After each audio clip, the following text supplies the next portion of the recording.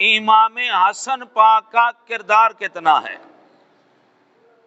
امام حسن کا کتنا کردار ہے، کتنا ان کا عمل دخل ہے میدان کربلا میں۔ اصل میں کچھ بھیڑ چال لوگوں نے چلا رکھی ہے، 12 امام کچھ بناتے ہیں، تو امام حسین امام ہیں، امام حسن امام نہیں ہے جو ان کے بڑے بھائی ہیں۔ امام حسین کے بیٹے امام ہیں اور امام حسن کے بیٹے امام نہیں۔ اس کا کیا مطلب ہوا؟ مطلب یہ ہوا کہ ڈنڈی چھوڑ کر ڈنڈا مارا گیا ہے کہیں۔ ڈنڈی سمجھتے ہیں نا، ڈنڈی، فلانا بندہ ڈنڈی مارتا ہے، مطلب بات صحیح نہیں کرتا، تو جو زیادہ کام خراب کرے کہتے ہیں ڈنڈی نہیں، اس نے ڈنڈا ہی مارا ہے، تو یہاں ڈنڈا مارا گیا ہے۔ اس کا مطلب یہ ہے کہ یہ جو 12 اماموں کی ترتیب ہے، نہ یہ اللہ کی ترتیب ہے یا نہ یہ رسول اللہ کی ہے، لوگوں کی خود اپنی ذہنی ساخت کی بنائی ہوئی یہ ترتیب ہے۔ کیوں؟ اس لیے اگر یہ رسول اللہ کی ترتیب ہے تو پھر رسول پاک صلی اللہ تعالی علیہ وسلم نے اپنے دونوں ان شہزادوں کو برابر کے کمالات عطا فرمائے ہیں، امام حسن کو بھی اور امام حسین کو بھی۔ اور امام حسن رضی اللہ تعالی عنہ، میں تھوڑا تذکرہ برکت کے لیے امام حسن کا کرنا چاہوں گا، وقت کی مناسبت سے۔ یہ عربی میں آپ کے حالات پر یہ کربلا کا سارا البدایہ والنہایہ، یہ عربی کی کتاب ہے، 8 نمبر جلد میرے پاس ہے، یہ بیروت سے چھپی ہوئی ہے۔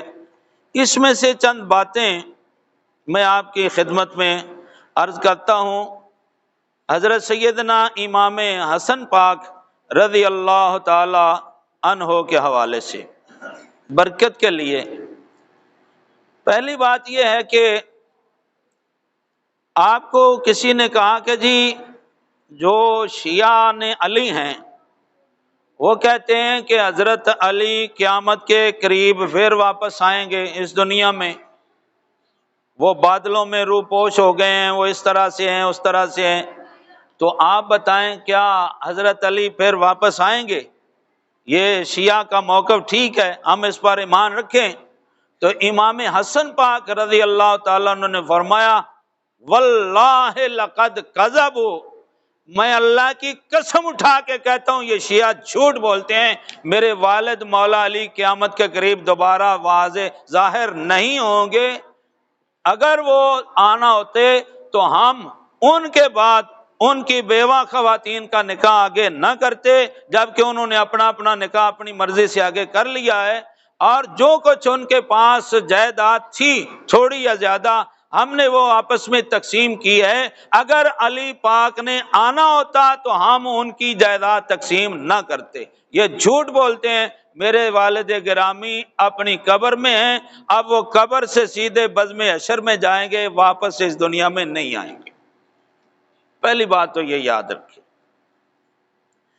اور جہاں تک امام حسن پاک کی سخاوت اور عطا اور جود و کرم کا کمال ہے، تو کہتے ہیں 3 مرتبہ، یہ لکھا ہوا ہے عربی میں جس کا میں آپ کو ترجمہ سنا رہا ہوں، 3 بار امام حسن پاک رضی اللہ تعالیٰ عنہ نے مختلف مواقع پر اپنے گھر کا سارا سامان اللہ تعالیٰ کے راہ میں صدقہ فرمایا ہے۔ 3 مرتبہ ایسا واقعہ آیا، 2 مرتبہ آدھا اور 3 مرتبہ سارا، یا 3 مرتبہ آدھا اور 2 مرتبہ سارا، یہ 5 مرتبہ ایسا ہوا ہے کہ امام حسن پاک نے اللہ کی راہ میں گھر کا صفایا کر کے سب کچھ رب کی رضا کے لیے دے دیا ہے۔